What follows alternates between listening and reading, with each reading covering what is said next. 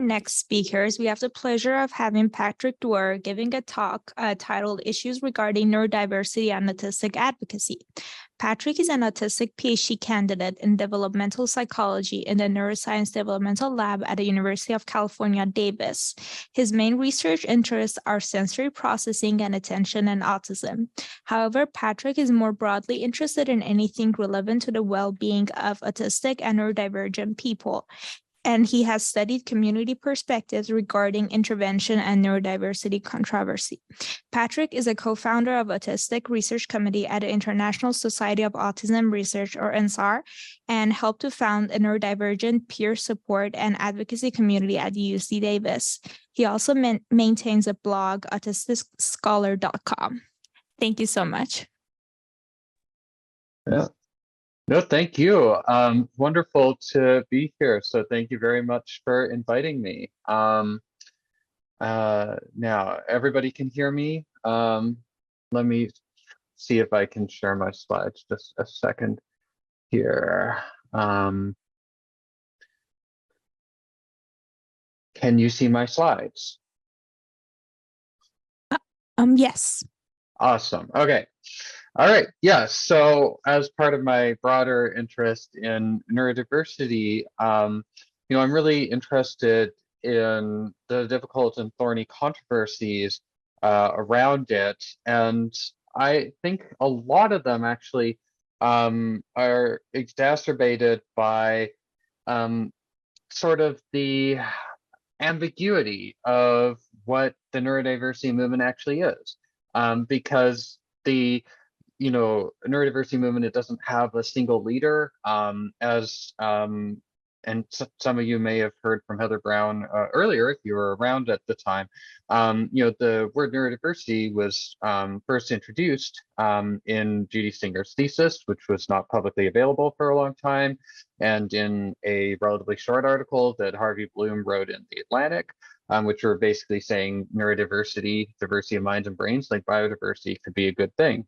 And that leaves a ton of room for interpretation, for ideas to evolve. And so, that has led to a bit of ambiguity as different advocates have interpreted the idea of neurodiversity a bit differently. And then on top of that, we have some, what I would say is clear misinformation circulating about what the neurodiversity movement is. Claims about what it represents that are not, in my opinion, justified. And so that creates a situation where you can have debates that are really happening across purposes. People who are disputing whether or not neurodiversity is a good thing, who seem to be arguing about different things because their ideas about what they're arguing about are so different.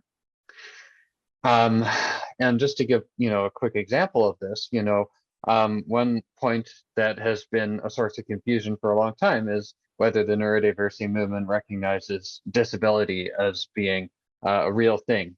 And there are some supposedly quite authoritative sources, like peer-reviewed journal articles, where you will see it said that the neurodiversity movement does not believe that autism and various other kinds of neurodivergence are actually disabilities. I would categorize this as misinformation. I'm sure you could see some casual comments on social media that say otherwise, but if you look at what most neurodiversity advocates are saying, what leaders within the neurodiversity movement are saying, it's very clear the neurodiversity advocates recognize that disability is a real thing, in large part because many of us encounter quite significant disability-related barriers, as it's eloquently said in this quote here, that many neurodiversity advocates, are non-speaking, epileptic, self-injuring, etc.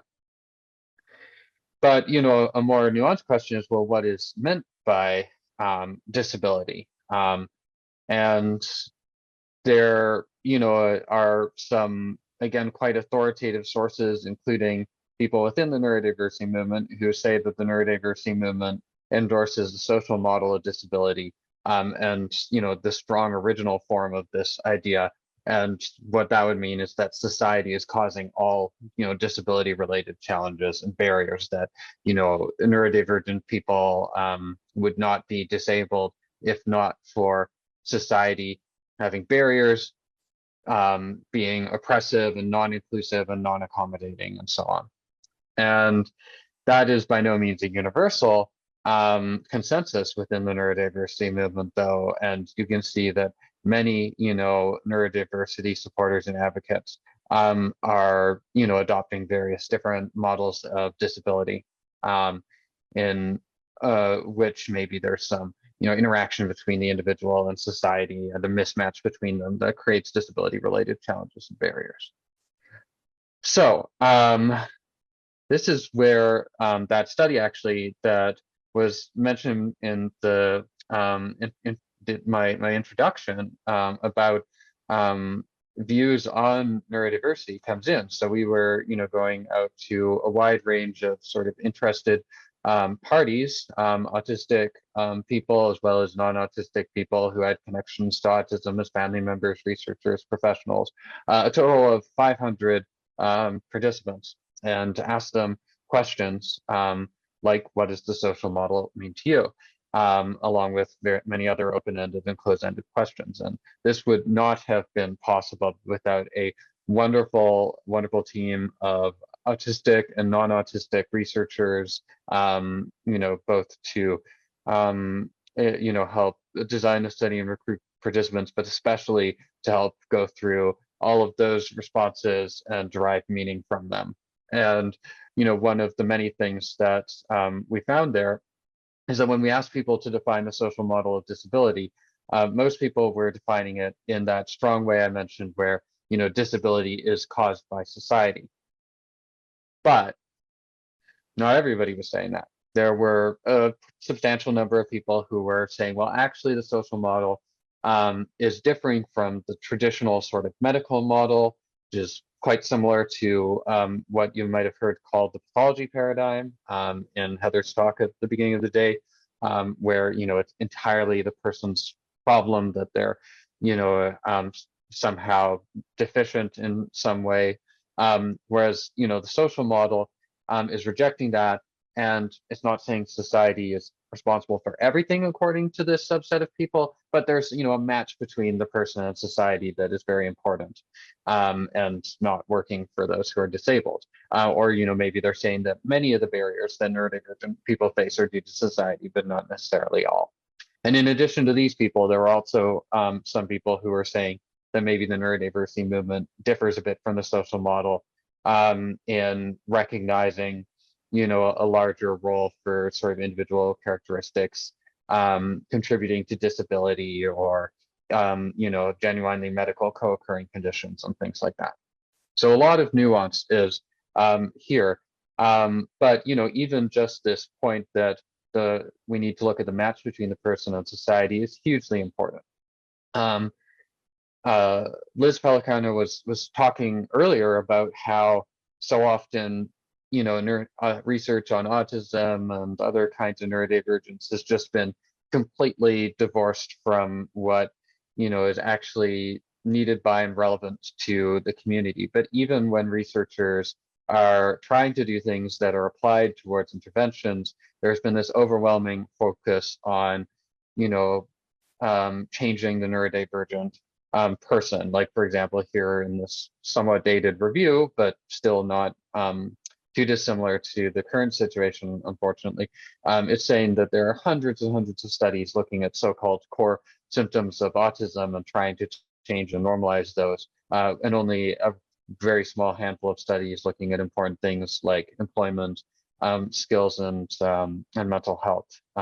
And as we heard from Heather Brown and others, this sort of focus on changing the autistic person can actually be really damaging to people's identity and mental health. And even when we look at, things like employment,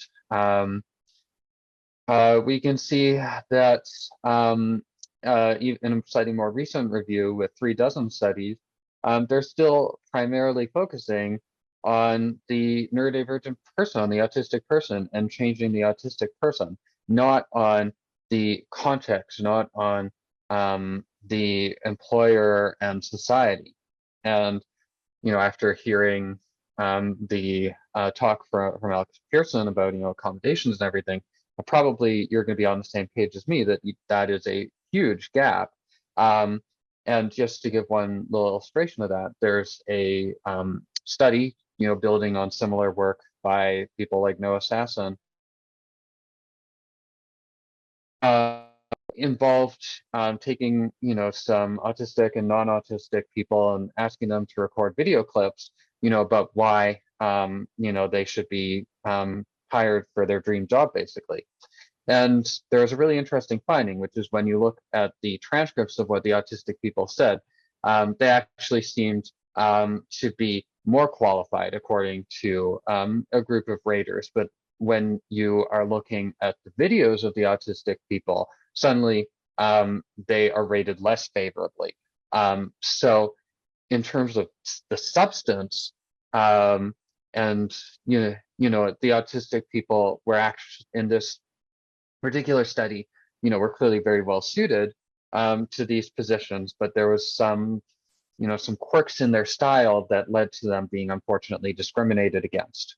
And if you're going to completely ignore that sort of discrimination, along with the countless other issues that people are going to face in the employment environment, and are just trying to change the autistic person, you are not going to be terribly successful, unfortunately. So clearly we need to be spending a lot more attention, on changing and reforming society, and that's what the neurodiversity movement is all about. But it's easy to,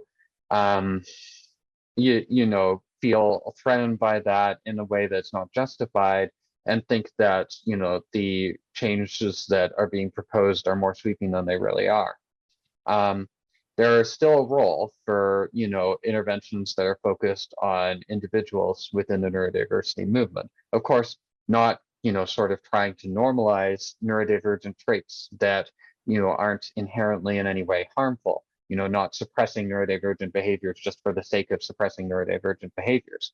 But to give one example, getting back to that study, here you can see specifically a subset of participants, those who said that they support the social model of disability, and they define the social model of disability as saying that, society constructs disability, not sort of like a societal individual interaction, but it's just society that constructs disability. So you might expect that these people, if they think it's all society's fault, will only want to change society and not want any efforts to change the individual. And that is very much not the case. You can see here that both the autistic and non-autistic people are, sort of supporting to slightly supporting interventions focused on adaptive skills, like interpersonal skills, independence, toileting, whatever, things that are not, about sort of suppressing and normalizing autistic and neurodivergent traits, but, could be useful skills for people to have. People are open to these kinds of interventions. That, doesn't necessarily mean there aren't going to be issues with how, we pursue those intervention goals, but at least in principle, people are okay with it.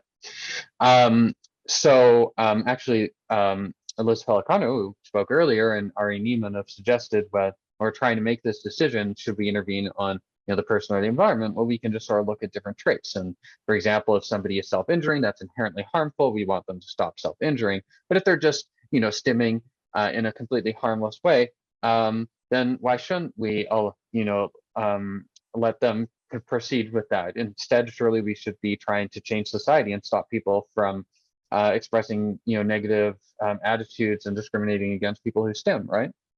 And I would add to that there's also a danger here of a false dichotomy. We don't have to just try and change the individual, or just try and change the environment. We can actually pursue both. One of the frequent misunderstandings about the neurodiversity movement is that it is its opinion on medical co-occurring conditions, things like epilepsy, or dementia, things that are clearly genuinely medical issues that we do want to medically treat. We don't necessarily have to focus just on trying to find a medical solution. We can also try and change society at the same time as we're doing that.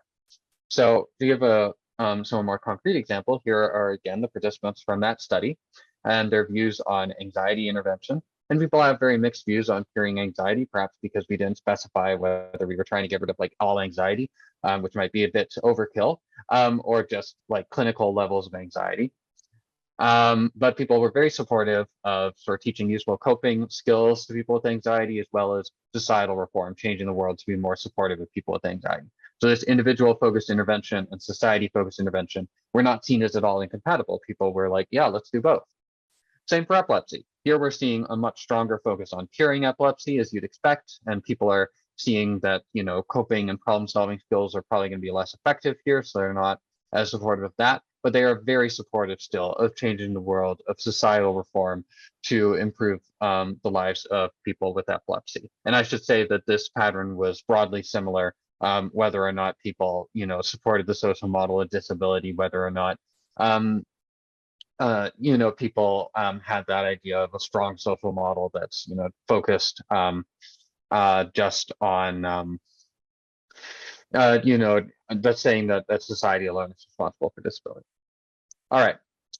Now that's, you know, all very well and good, you might say, but what about, you know, this thorny question of high support need? Because it seems like when we're talking about debates and controversies around neurodiversity, this is really, you know, the key question. You know, it seems like most people are sort of happy for the neurodiversity movement to operate for, you know, relatively privileged neurodivergent folks, such as myself. But those who face the most substantial barriers and challenges and have the highest support needs, there's, you know, a community of people who seem to feel that the neurodiversity movement is not relevant there.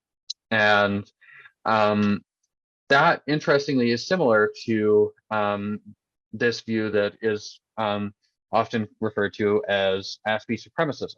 You know, these are autistic advocates who argue that some subset of autistic people with, you know, sort of high IQs, high language abilities, etc., are not really disabled, and in fact might actually be even superior to neurotypical people in some people's opinion, and that you know, this subset of autistic people are entirely just victims of societal oppression.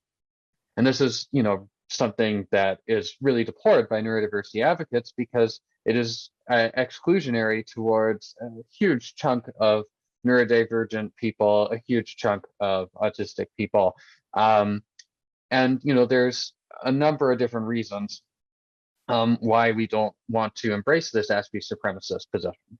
You know, one of them is that the neurodiversity movement is quite diverse in terms of support needs. And well, you're going to be listening to Hari Srinivasan later, and who, you know, is, you know, absolutely brilliant. So please do stick around for that. There, you know, are people like Hari who have, you know, quite you know, significant barriers to communication, among other things, but who, you know, are very much not aligned with the, you know, sort of anti-neurodiversity type viewpoints that we see out there. And sure, you can argue that, you know, the perspective of, you know, a neurodivergent person who can communicate using, you know, alternative methods is not the same as the neurodivergent person who can't.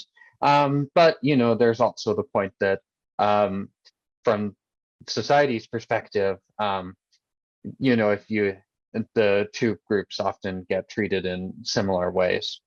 So that gives them very important insights there. Second argument is, well, even people who seem to be encountering relatively limited disabilities, or most of their disabilities and challenges are invisible, doesn't mean that they're not there. Of course, we can easily carry this argument too far and sort of try and minimize the privilege and diversity of support need that does exist in our community. But even so, there are still very clear cases where neurodivergent people who seem very able can be encountering a lot of barriers and challenges that aren't clearly due to society, like if somebody's really struggling with executive functions and time management. And, you know, lastly, or penultimately, I think if we think about it, we'll see that the sort of normalization approach that is favored, traditionally is not really effective for neurodivergent people, whether or not they have high or low support needs.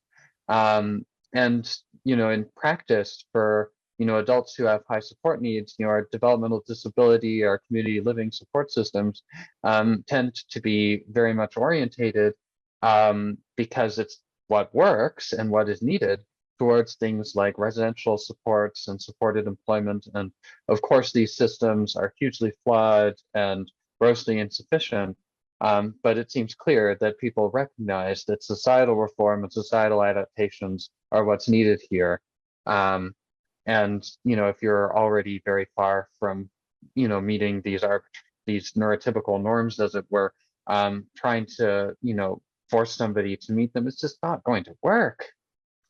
And then the last point, and Heather Brown spoke to this really eloquently this morning, ableism and constructing people as inferior has so long been used to argue and justify in favor of discrimination. And I think what the neurodiversity movement and disability advocacy in general are trying to do is such a profound shift from that, because we're trying to say, no, disability is not a legitimate basis for oppression. We need to be challenging that oppression, promoting people's rights and self-determination, regardless of whether they're disabled or not.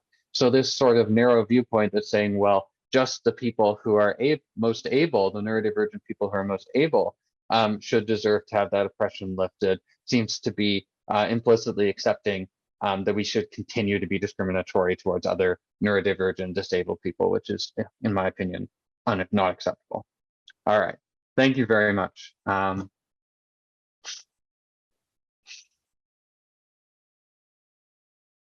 Thank you so much. I see we might have a question. So they said, thanks for sharing your thoughts and research regarding the problem of behavior versus environment. A lot of self-injury is caused by autistic burnout/meltdowns, which can be avoided via environmental changes and appropriate support. Instead of targeting behavioral problems as a main goal, have your participants commented on that? And if not, did they have first-hand experience with self-harm? Okay, so we're still, working through coding some of these data, and Lynette Hirsch and Sari Schefter-Killer are actually working on coding some data about people's experiences with sort of interventions and so on, but we're still working on that. I can say that I definitely think that our sort of traditional approaches to so-called challenging behaviors, if you're thinking in terms of things like positive behavior support and functional behavior assessment, they are prioritizing, as you say, the goal of getting rid of the behavior, and they're not considering the thoughts and experiences necessarily of the neurodivergent person. They're not considering that person's perspective. There's a clear power dynamic that's very troubling. And I definitely do think that there's a lot of need for reform there, to be thinking about things in a more nuanced and environmentally focused way, and really prioritizing the experiences and communication of the neurodivergent person. Yeah, great question. Totally. I'm just going to ask if anyone in person has any questions for Patrick. Yes, you can turn on your mic.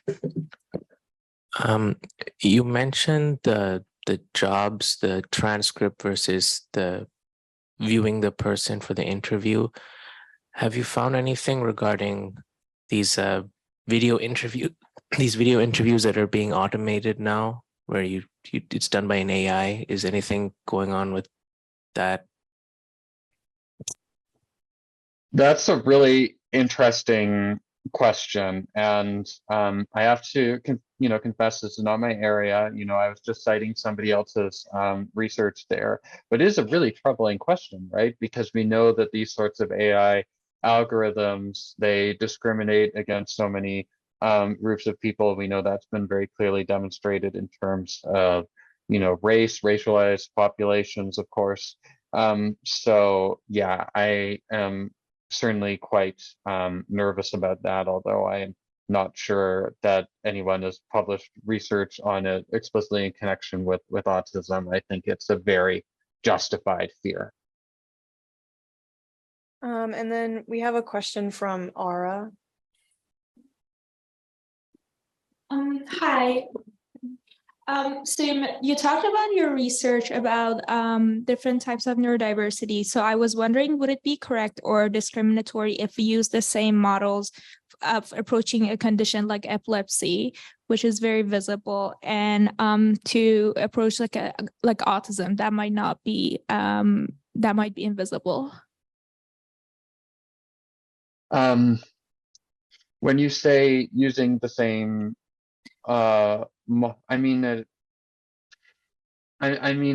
course, neurodivergent populations are so incredibly diverse, right? I mean, there's far more diversity within neurodivergence than there is within typical development. So perhaps I'm misunderstanding the question, but not only within different conditions like epilepsy, which of course has many different kinds of epilepsy, and autism, it's of course a truism that every autistic person is one autistic person. So I'm not quite sure I'm understanding the question, but I would say not only do we have to approach these different sorts of neurodivergences differently, but each individual, and have to be listening to that individual. But I may have misunderstood the question. No, thank you. That was perfect. Okay. Thank you, Patrick, for your talk. It was really awesome. We're going to have a short break, and then we're going to have a student panel. Thanks again for inviting me. Yep, of course.